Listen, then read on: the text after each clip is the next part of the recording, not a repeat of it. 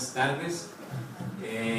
Primero que nada, agradecer a la mesa directiva por la oportunidad de poder venir a platicar con ustedes sobre un tema que creo que es muy relevante, ¿no? Y creo que parte de ese enfoque multidisciplinario, o sea, qué bueno que se toma en cuenta el área de pediatría, ¿no? Que creo que es algo que a veces no mucho les gusta y como que muchas veces se queda un poquito descubierto o a veces no se toma, ¿no? Y creo que es importante el poder platicar un poquito, ¿no?, sobre lo que pasa con los niños, ¿no? Entonces también pidieron que durante estos minutos podamos platicar sobre algunos aspectos de lo que sucede en los niños y los adolescentes respecto a la diabetes, ¿no? Entonces, lo que vamos a tratar es ver algunas generalidades.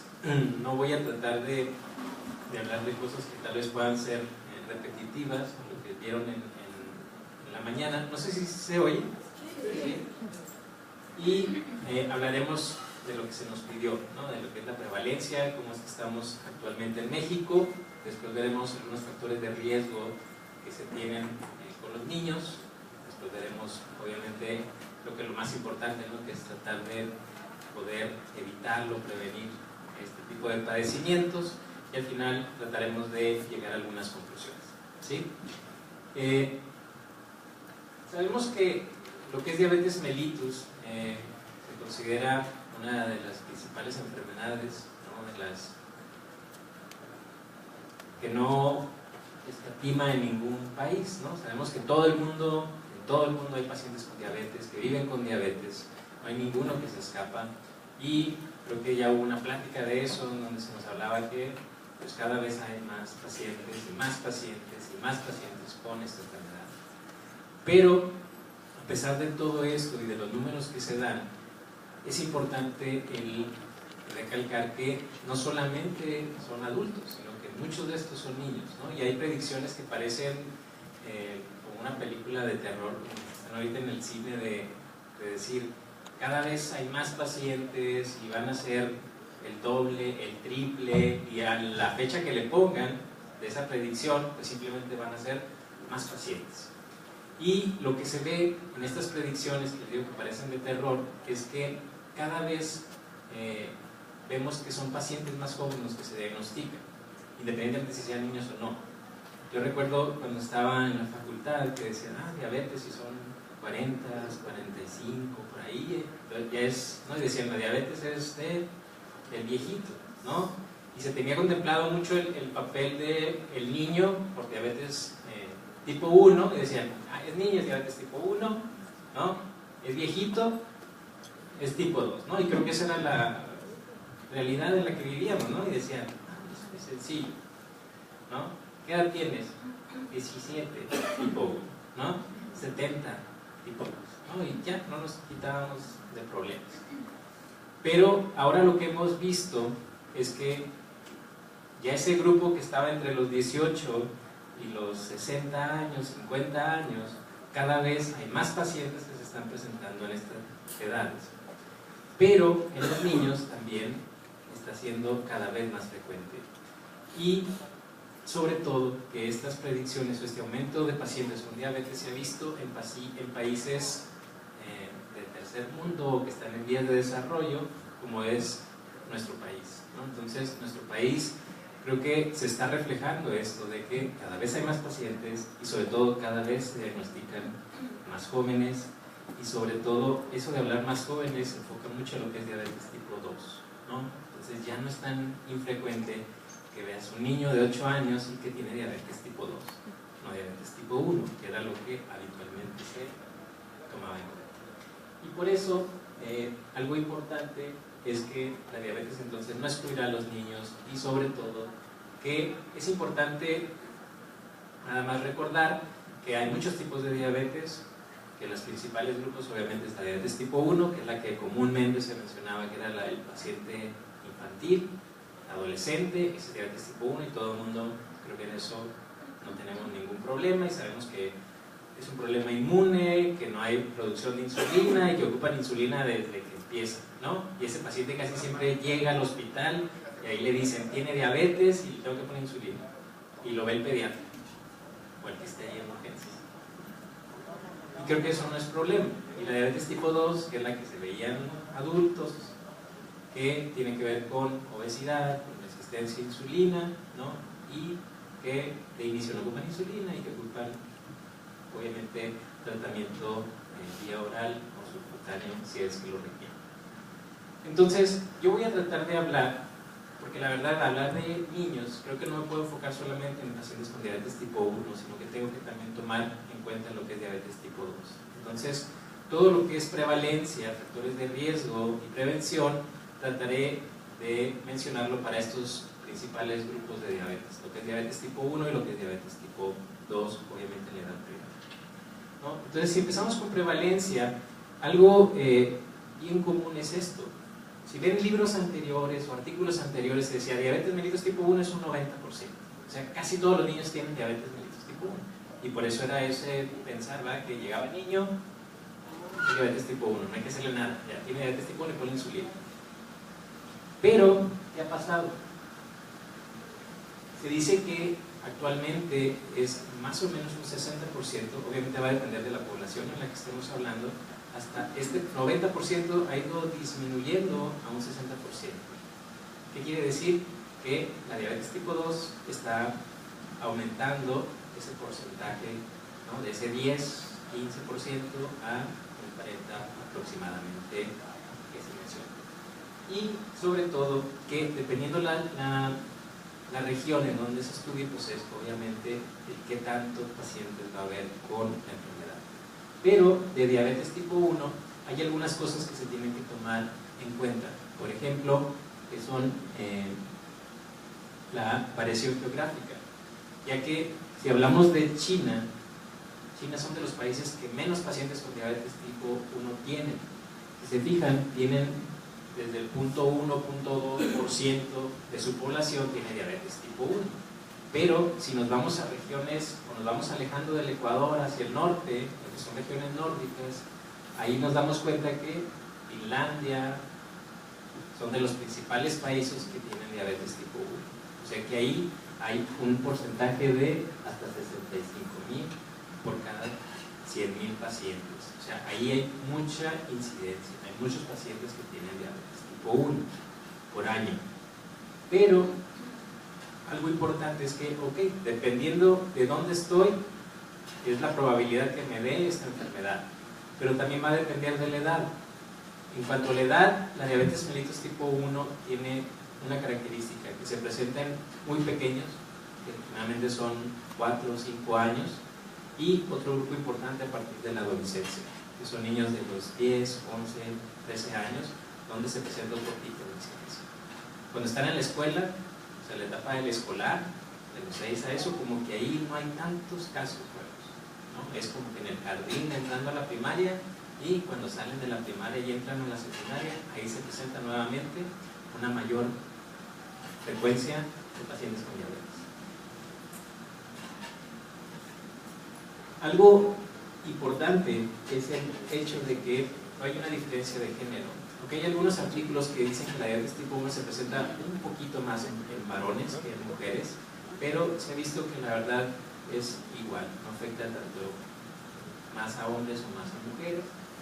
Y algo importante es que hay mucha información sobre cómo la diabetes tipo 1, a medida que vamos avanzando en el tiempo, se ha visto que se va incrementando el número de casos en todas las regiones, ¿no? Independientemente de si estoy en Finlandia, si estoy en China, que es donde menos pacientes hay, en todas las regiones se ha visto que a medida que va pasando el tiempo hay más diagnóstico de pacientes con diabetes mellitus tipo 1. Y aquí es importante esto, aumenta entre un 2 a un 5% por año. Eso es lo que más o menos se ve. En promedio se dio un 3%. Cada año hay 3% más pacientes que el año anterior con diabetes mellitus tipo 1. Y se dice que hay 86,000 niños con diabetes o con esta enfermedad. Si lo dividimos, al año se diagnostican 86,000 niños, al año se diagnostican. Si eso lo dividimos en los 365 días, tendremos que cada día se diagnostican 235 niños en el mundo con diabetes tipo 1. O sea que en lo que vamos ahorita llevamos 117 pacientes diagnosticados en este día, ¿no? Y algo importante es esto. Esta gráfica dice, son los primeros 10 países que más pacientes en su población tienen diabetes mellitus tipo 1 en niños, ¿no? Que son menores de 14 años. Y aquí, obviamente, Estados Unidos son los países que más tienen, tiene que ver mucho con la población que tienen. Pero ahí México está en el 10º lugar. Tenemos aproximadamente unos 13.500 que se diagnostican, o los pacientes que tenemos en nuestro país. Y dependiendo de este mapa, podemos ver que en morado son cuando son nuevos casos, más de 25 al año, que son países donde más se diagnostican. En México se diagnostican aproximadamente 5 a 10 casos por cada 100.000 pacientes, ¿no? Y eso a lo mejor son números y no nos dicen mucho. Pero lo que sí es importante es cada año hay más pacientes. México en conjunto tiene una buena proporción de pacientes, estamos en el 10º lugar con pacientes con diabetes tipo 1, y va a tomar en cuenta la región en donde esté y sobre todo esas edades que pueden favorecer esto. Con diabetes tipo 2, antes de 1970 se decía que no existía prácticamente la diabetes tipo 2 en el niño, pero con el tiempo también esta se ha ido incrementando. Si se fijan, en 1990 en Estados Unidos, como un ejemplo, simplemente era el 3% de la población. Para el 2003 ya es el 20% de la población. Entonces también ha tenido un repunte en los casos de diabetes tipo 2. Y algo que sí se ha visto es que si corriéramos una gráfica en la cual vemos cómo va aumentando el número de casos de pacientes con diabetes tipo 2 en niños, se ha visto que está muy similar o paralela a la gráfica de los pacientes que van presentando obesidad, ¿no? A medida que hay más obesos, se ha visto que hay más pacientes con diabetes tipo 2. Una de las peculiaridades es que la mayoría de los pacientes se presentan después de los 10 años, más no significa que un niño de 8 años, 7 años pueda tener diabetes tipo 2, pero casi siempre cuando empieza la adolescencia o la pubertad, ahí sucede algo muy peculiar, que es una resistencia a la insulina fisiológica, no porque estén enfermos la tienen, sino simplemente por la pura adolescencia y las hormonas que se empiezan a producir, se produce una resistencia a la insulina, más si aparte el paciente tiene obesidad, pues digamos que esa resistencia está más marcada y es ahí donde hay una facilidad para que el paciente pueda tener diabetes tipo 2. Entonces se dice que más o menos la prevalencia sería desde un 20 a un 45%, dependiendo obviamente de la población a la que vamos. ¿Qué se tiene que ver con esto? En etnia, en Estados Unidos les gusta dividir, ¿no? Ponen hispanos, blancos, hispanos, blancos hispanos, blancos negros, negros no negros, ¿no? Y ponen todos los diferentes grupos. ¿Y qué se ve? En diabetes tipo 2 se ve que la prevalencia de diabetes tipo 2, el 2001 está en azul y en rojo el 2009, se ve que todos aumentan en pequeña proporción, pero en el grupo que más se ve que aumenta es en los hispanos. Y entre hispanos también hay diferencias. Creo que en Puerto Rico es donde más todavía se ve que se hacen diabéticos también, ¿no? Pero los mexicanos no cantaban mal las rancheras. Y se dice que en estos pacientes de los 10 a los 19 años, simplemente en estos 7 años, pues, si se fijan, fue un porcentaje importante el que se ha venido incrementando. Ahora, si sabemos que diabetes tanto tipo 1 como tipo 2 hay más pacientes con esto y se diagnostican más, ¿qué factores de riesgo tendrán? Para diabetes tipo 1 sabemos que es una enfermedad autoinmune, que tienen que ver genes, que tienen que ver el sistema inmune, y aquí es importante, uno, saber qué tiene que ver mi genética, qué es lo que me están heredando mis papás. Y para eso se dice, la población general tiene aproximadamente un 0.3% de tener diabetes mellitus tipo 1, es el riesgo de la población en general, sano, ¿no? ¿Qué pasa si mi papá tiene diabetes tipo 1? Aumenta a un 4%, si mi padre es el que tiene diabetes tipo 1, aumenta a un 8%, o sea, hay mayor riesgo si mi papá tiene diabetes tipo 1 que si mi mamá. Y si los dos papás tienen diabetes tipo 1, el riesgo se va a un 30%. Entonces, si yo tengo antecedentes de diabetes tipo 1, pues obviamente tengo un factor de riesgo para desencadenar, aunque obviamente no es un riesgo tan importante. El grupo o la raza que tengamos, también con diabetes tipo 1, en este mismo estudio que se hizo en Estados Unidos, se ve que todos aumentan, en estos 7 años aumentan, 8 años, perdón, aumentan, pero aquí los hispanos no ganamos, ahí los que ganan son los blancos. Entonces se ve que la raza caucásica son los que tienen mayor alteración en lo que es el sistema inmune y que puedan desencadenar esta enfermedad. Otro factor de riesgo es el tener anticuerpos o autoanticuerpos contra diferentes moléculas que tienen que ver con lo que son la célula beta, que es la productora de insulina. Y esos anticuerpos, hay varios, los que más son el antiislote pancreático, antiinsulina o algo que se llama GAD, que es descarboxilasa de ácido glutámico, son los anticuerpos más frecuentes que los tienen. Y estos se consideran marcadores de enfermedad. Entonces, yo tengo este anticuerpo, no significa que tengo diabetes, porque el diagnóstico no se hace con anticuerpos, ¿verdad? El diagnóstico de diabetes se hace con niveles de glucosa. Pero yo tener anticuerpos significa que mi sistema inmune como que está un poquito loco, ¿no? Y que puede desencadenar en cualquier momento una reacción inmune contra mis células beta y me quede sin ellas y me dé diabetes tipo 1. Entonces lo que se ha visto es que entre más anticuerpos tengamos positivos, habla de que está más loco el sistema inmune. Y hay más riesgo de tener, desde un 20% por tener solamente un tipo de anticuerpo hasta un 80% si tengo 4.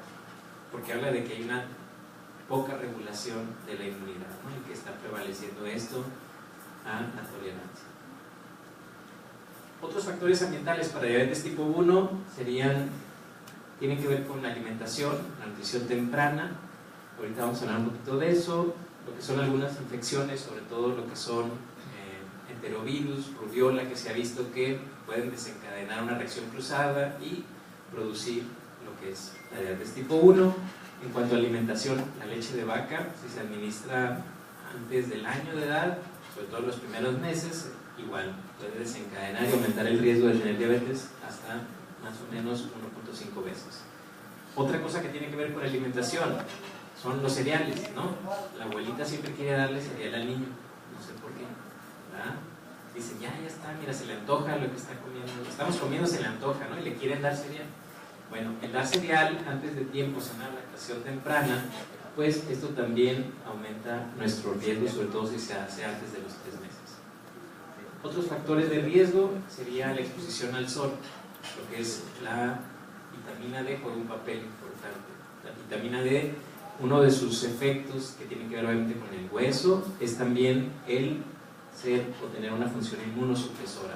Al no tener vitamina D, tener deficiencia de esta vitamina, pues no tenemos quien esté regulando nuestro sistema inmune y es más fácil que se pueda enloquecer, ¿no? Y producir esos anticuerpos y que me ocasione diabetes tipo 1. En Mexicali, ¿cuántos pacientes tienen deficiencia de vitamina D? Muchos. Aunque suena algo ilógico y dices, pues aquí hay sol por todos lados, ¿no? Sales y te da el sol y la exposición al sol hace que tenga vitamina D. Pero resulta que en México hay muchas partes donde hay deficiencia, en Mexicali hay muchos pacientes que tienen deficiencia de vitamina D. Lo que sí es que no tienen un letrero arriba que dice tengo deficiencia de vitamina D y nadie mide vitamina D a veces. Y la vitamina D se ve baja en pacientes obesos, por ejemplo. Entonces, muchos pacientes lo tienen. ¿Por qué? Porque aunque haya sol, ¿quién está en el sol? Los niños no están en el sol, ¿no? ¿Dónde están? En la escuela, o en la casa, o en el carro, o en donde sea, pero no están en el sol. Y el momento que salen, y cuando van a salir, ¿qué hacen las mamás? Hay que ponerle bloqueador, ¿no? Porque le salen unas manchitas blancas aquí y le dicen, póngale bloqueador. Entonces, no tiene sol. Y cuando el niño sale al recreo, ya no tiene efecto del protector que se puso, pero, ¿qué dicen los maestros? Está muy fuerte el calor, ¿verdad? Mejor nos quedamos adentro. O le ponen sombras para que no les dé el sol. No quiere decir que saquen a todos los niños a que se quemen ahí al sol, pero eso es bien importante. Entonces sí existe, no es algo que se vea, y esto es a lo que se achaca que en los países nórdicos haya más diabetes tipo 1. Dicen no hay vitamina D, no les da el sol allá, ¿no? Sale un rayito cada 3 semanas, entonces no hay sol, no hay vitamina D y es mayor facilidad de tener diabetes tipo 1. Otros sería preeclampsia, la asfixia perinatal o ictericia neonatal. También se ha visto que tienen cierta asociación, la edad gestacional, el estatus económico alto, y eso es muy discutible, que muchos de estos pacientes son pacientes que tienen cierto nivel en cuanto a dinero y a estatus. La obesidad también se ha visto, sobre todo hay una hipótesis que se llama aceleradora, que son pacientes que tienen diabetes tipo 1 porque tienen anticuerpos, porque son niños y por todo lo que usted le mande. Los pacientes, esos niños son delgados, la mayoría de los pacientes tienen diabetes tipo 1, pero niños que estaban en sobrepeso, que estaban gorditos, facilita que haya resistencia a la insulina, y esa resistencia a la insulina forza sus células beta y hace que lo que le iba a dar diabetes tipo 1 a lo mejor en 1 año, en 10 años, en 5 años, se adelanta y aparece en edades más tempranas, simplemente favorecido por la obesidad. Y la otra es la estación climatológica. Se ve que hay una tendencia a que en los meses de invierno, en los que son fríos, se haya un poquito más de pacientes con diabetes. Y es por eso que ahí le echan la culpa a los virus, ¿no? Normalmente hay infecciones virales más frecuentes en invierno. Y con diabetes tipo 2, que sabemos que es una enfermedad multifactorial, no tiene que ver herencia, pero tiene mucho que ver sobre todo el ambiente, ¿no? Y sobre todo obesidad, que creo que juega un papel importante en esta. Aquí, este factor de riesgo creo que es el principal actor en diabetes tipo 2. Si se fijan, en jóvenes se midieron a estos pacientes y se vio que el 80% de los pacientes que tenían diabetes tipo 2 tenían obesidad, y del otro 10% tenían sobrepeso. O sea, 90% de los pacientes que tienen diabetes tipo 2 en los niños, en la infancia, tienen sobrepeso o obesidad. Y eso es importante. ¿Por qué? Porque si recuerdan o si han visto lo que es la encuesta nacional de salud, se ha visto que más o menos de cada 10 niños, 4 tienen sobrepeso o obesidad, ¿no? Cuando eso era algo no tan frecuente, ¿no? Había un gordito en la escuela o un gordito en el salón, y ahorita si un salón tiene 30 niños, pues habrá 12 niños gorditos por salón, ¿no? Entonces, esto es importante, ya que la susceptibilidad genética aquí juega también un papel importante, a diferencia de diabetes tipo 1, que si se fijan, el riesgo de tener un papá con diabetes, o sea, que mi papá tenga diabetes tipo 1, sí aumenta el riesgo, pero no es un porcentaje tan importante, a diferencia del diabetes tipo 2, que si tengo, en la población general es igual, si tengo un papá con diabetes tipo 2, es un 20%, y si tengo mis 2 papás con diabetes, aumenta un 30%, ¿no? Es un porcentaje importante. La prevalencia, la raza también es un factor de riesgo, sí, y aquí, en diabetes tipo 2, se ve que, igual, los hispanos, es la gráfica que les había mencionado anterior, se ha visto que aumenta en hispanos, son la raza que más afectados están, a diferencia de los blancos caucásicos en diabetes tipo 1. En cuanto a quién afecta más, hombres o mujeres, se ha visto que las mujeres un poquito más, 1.5 en promedio más que los hombres. El periodo de la adolescencia es donde más se ve, la mayoría son más de 10 años los que tienen diabetes tipo 2, a diferencia de diabetes tipo 1, que eran las dos curvas, ¿no? De pequeños y de adolescentes. Y otros factores sería diabetes gestacional, el peso bajo al nacimiento que predispone a esto, o sea, que nazcan desnutridos sin útero y que tengan el antecedente o el diagnóstico de síndrome de ovario poliquístico, ¿no? O sea, gorditas, con alteraciones menstruales y mucho vello, ¿no?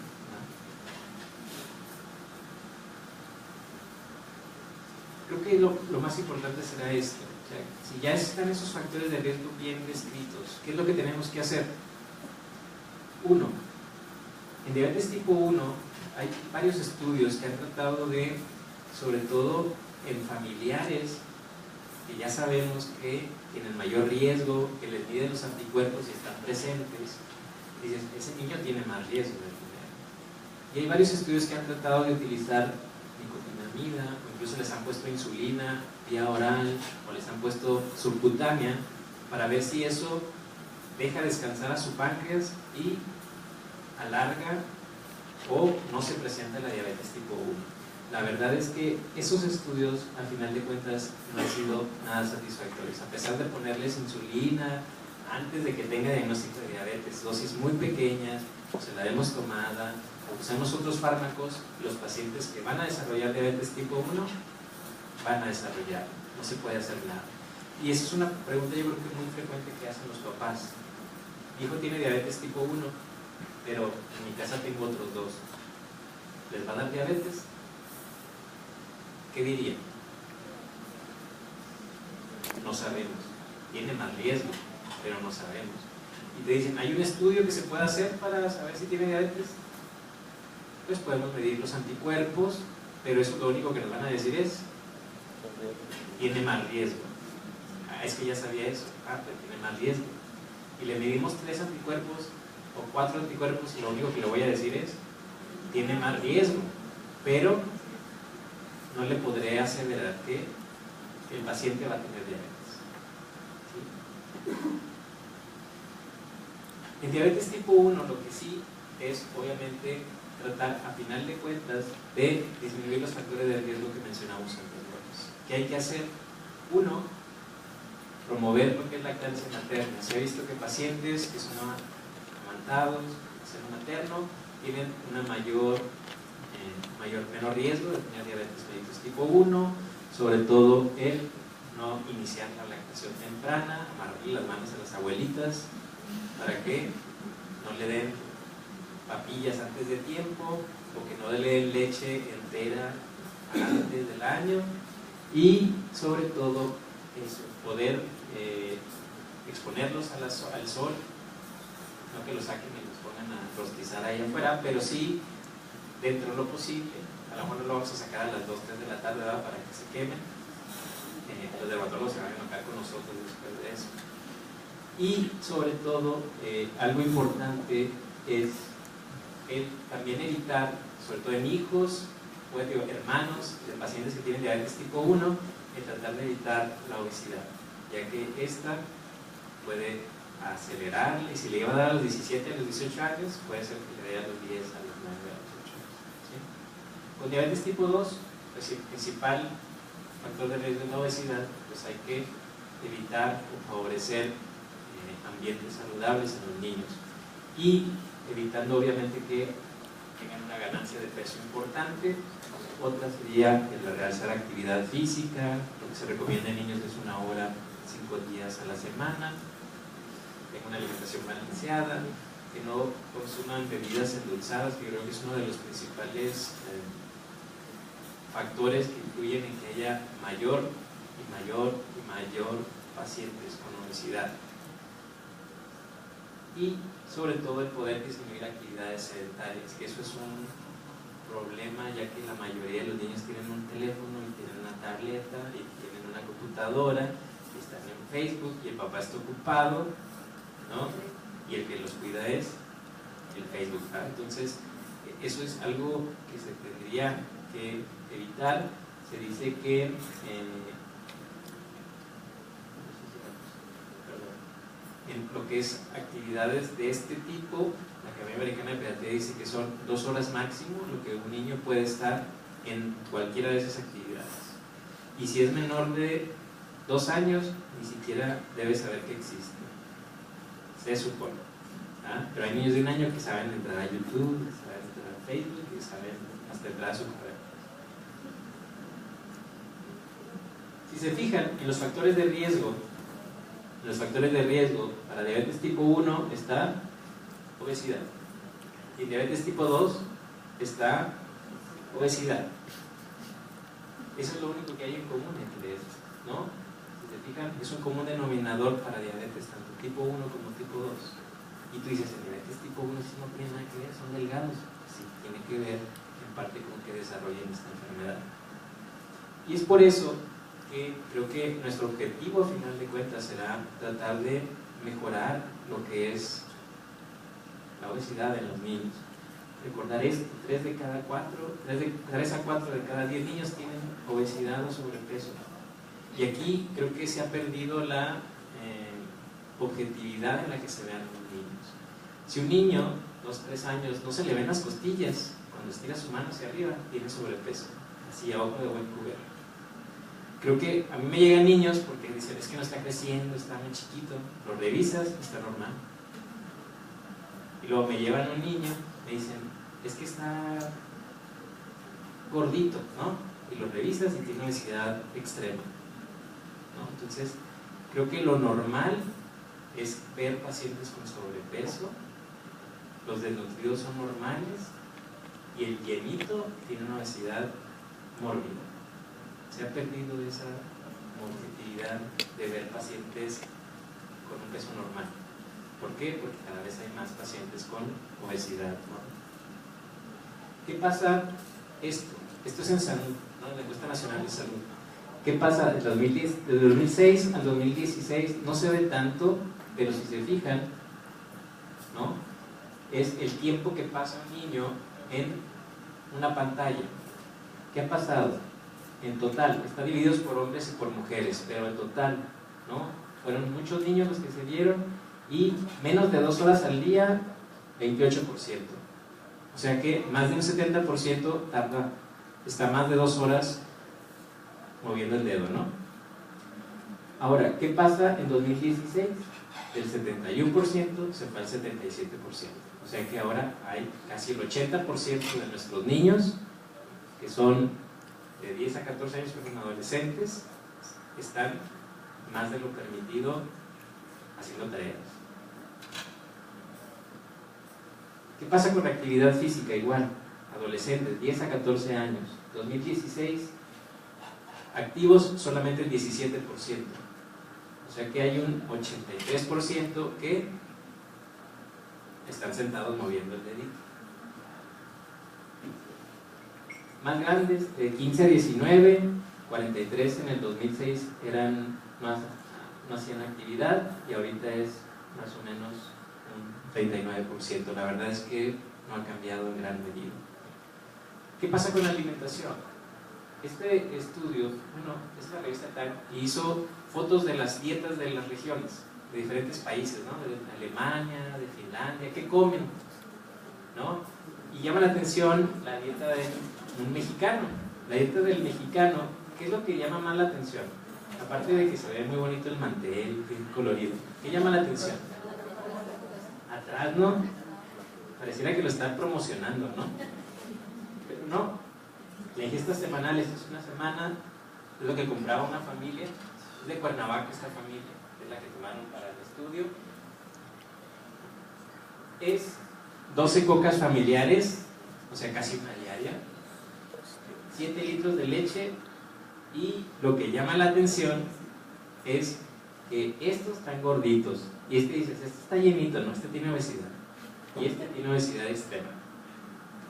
Y los papás, y este ya está en sobrepeso. Es un problema familiar. Y ves las fotos de otros y comen pastas, y también comen panes, y comen jugos, y toman otras cosas, pero no así. Y los papás están delgados. ¿Qué pasa ahí con la alimentación? Final, ya voy a terminar. ¿Qué es lo que se recomienda? ¿Cómo pensar en diabetes tipo 1 o tipo 2? En tipo 1 les digo, van a llegar. Esos van a llegar al hospital. No, en eso tal vez no podemos evitarlo. A menos de que llegan y se hacen un estudio al azar, porque estaban en especial, yo les digo, están en especial ahí en el laboratorio, y se hizo un estudio al niño y salió que trae 250 de glucosa. Bueno, ya le tocó. Pero con diabetes tipo 2, la Academia Americana de Diabetes, la ADA, hace recomendaciones específicas para los niños. Y se dice que niños o adolescentes que tengan sobrepeso u obesidad y en niños sobrepeso obesidad necesitamos una gráfica de índice de masa corporal para poder diagnosticarlo. ¿Verdad? Les digo así, si levanta la mano, no se le ven las costillas, dicen, ya entra. Pero necesitamos una gráfica para ver si tiene sobrepeso o tiene obesidad. ¿Y a quién voy a buscarle diabetes intencionalmente? Aquel paciente que tiene 2 o más de los siguientes criterios. O sea, ya tiene sobrepeso o obesidad, ¿no? Ese es uno. Pero si tiene otros 2, entra. Primero, historia familiar de diabetes mellitus en la familia, en primero o segundo grado. O sea, que la mamá o el abuelo tenga. Me pueden levantar la mano nada más, siempre lo hago. Pueden levantar la mano quien tiene un familiar con diabetes mellitus. Si todos fueran niños, ya tienen un factor de riesgo. ¿Sí? 2. Me dejan la mano arriba, por favor. No los voy a cansar. Raza defectuosa, que es hispanos, ¿no? O sea, cuando diabetes tipo 2 es más frecuente en hispanos. ¿Quién de todos los que levantan la mano son hispanos? Todos. Entonces todos ustedes tendrían que entrar al tamizaje en los niños. Ahora, si se salvaron de esos 2 factores, si tengo datos de resistencia a la insulina, sobre todo acantosis, o datos de ovario poliquístico en las adolescentes, o se tuvo el antecedente de que mi mamá tuvo diabetes durante el embarazo, que eso es algo también frecuente, yo tengo que tamizar a este niño. ¿Cuándo? O sea, ya sé quién, pero ¿cuándo lo tengo que tamizar? Lo tengo que tamizar, se dice que a partir de los 10 años. A partir de los 10 años. Y ahí es muy criticable porque dices, te vas a esperar hasta que tenga 10 años. Si antes de los 7 a los 6 ya tiene resistencia, ya tiene acantosis, ya tiene a lo mejor obesidad muy mórbida, te vas a esperar. Y hay gente que dice que desde los 8 años se puede empezar el tamizaje. Y si sale normal, pues cada 3 años tendríamos que estar haciendo un reescrutinio, y lo que se utiliza puede ser desde una glucosa en ayuno, idealmente una curva de tolerancia a la glucosa. ¿Quién ha mandado solicitar una curva de tolerancia en un niño? ¿Cómo la manda, doctora? ¿Cómo la mandó? Al laboratorio, sí, que la haga. Bueno, ahí es importante, no, es importante saberlo porque la curva que se recomienda para diagnóstico de diabetes o el criterio, ¿no? Es basal y a las 2 horas y dice que tienes que darle 75 gramos de glucosa. Para un niño no se usan 75 gramos. Se pueden usar 70, ese es el máximo, pero va a depender del peso del niño. Pues que pediatría todo es cálculo y todos son buenos, ¿no? Entonces es 1.75 gramos por kilo. 1.75 gramos por kilo. Si se pasa de 75, le dejan 75. ¿Sí? Y puede ser también una hemoglobina glucosilada, aunque esa en pediatría no tiene tanta credibilidad. Y ahí depende mucho del laboratorio que esté estandarizado, ¿no? Yo he visto niveles de un laboratorio que te dice que tiene 8 y otro que tiene 5, ¿no? Entonces varía mucho el laboratorio. Yo sí no les recomendaría que hicieran diagnóstico ni escrutinio tal vez por hemoglobina glucosilada, sino que sería una curva ideal o por lo menos una glucosa muy bien. Y no olvidarse, sobre todo ya terminando el tema, es no olvidarse que si el paciente ya tiene diabetes, no termina ahí su enfermedad y puede desarrollar las mismas complicaciones que van a haber durante todo este día y mañana, las puede desarrollar también un paciente con diabetes, aunque sea niño. El problema es que si este niño tiene, sobre todo relacionados con obesidad y con resistencia a la insulina, tiene hígado graso, tiene problemas coronarios, aterosclerosis, dislipidemia, hipertensión, falla renal, neuropatía, todas las complicaciones, es que si este niño se diagnosticó a los 8 años, alrededor de los 20-25 años, muy probablemente ya tenga muchas de las complicaciones crónicas y su calidad de vida obviamente y el tiempo de vida está bien mermado, va a disminuir de manera importante. Incluso hay niños que a los 18 años, 20 años ya están en falla renal crónico, que tienen unas neuropatías bien importantes, ¿no? Y simplemente se diagnosticaron temprano y no llevan un buen control. Conclusión: 1. La diabetes en pediatría, tanto tipo 1 como tipo 2, ha tenido un incremento a partir al pasar los años, ¿no? Entre más tiempo pase, se están haciendo realidad esas predicciones terroríficas, ¿no? Y las estamos viendo. Otro es, esta enfermedad, la diabetes mellitus, es una de las enfermedades más frecuentes de tipo crónico en los niños. Hay muchos factores, tanto para diabetes tipo 1, y es importante diferenciar los pacientes que tienen diabetes tipo 1 como los que tienen diabetes tipo 2, pero sobre todo, más importante será el tratar de modificarlos, ¿no? Y hay algunos que no se pueden modificar. Yo no puedo cambiar de papá o de mamá, ni puedo cambiar de ser mexicano, de ser hispánico, pero hay situaciones que sí puedo modificar, pues sobre todo amarrar a la mamá, sacar al niño al sol, que haga ejercicio, que no esté en la tarde, que no tenga obesidad, y sobre todo, lo más importante es prevenir, y sobre todo saber a quién tengo que estar tamizando y a quién tengo que estar vigilando de que ese niño me puede desarrollar una enfermedad que si no la cuido, obviamente va a terminar mal, ¿sí? No sé si...